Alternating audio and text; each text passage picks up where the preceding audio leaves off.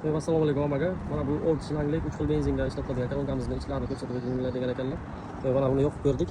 Tepasiga reklamalar bor, komplektatsiyalarni ko'rib chiqargan bo'lsak, xo'sh, nasosdan boshlaymiz. Nasosi 90 talik minutiga 1 minutga 90 litrgacha tashlab berish mumkin. Bu 380 voltlik motori, buni 220 voltlik ham bor. Tepasidagi reklamasini 100 bilsa, yozuvlarni o'zgartirsa bo'ladi. Xo'sh, 6 ta shlang, 3 xil benzin. Har bitta shlang uchun bittadan kolonkani o'zida upravleniyaси bor.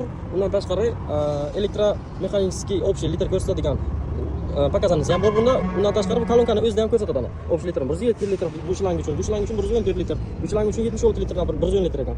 Xo'p, ana shuni ko'rsatadi 6 ta shlang ham. Undan tashqari buni komplektiga xohlasalaringiz ichkariga kiradigan pulti bilan qilib beriladi desalar agar, muammosi yo'q. Ichkariga kiradigan pulti bilan qilib beramiz. Ana shunday ko'rinishga bo'ladi. Bu ikkita shlang uchun shundan 3 ta bo'ladi. 6 ta shlanga bemalol boshqaradi, litr summalarini ko'rsatadi, chislosani hammasini to'liq ko'rsatadi pultning o'ziga.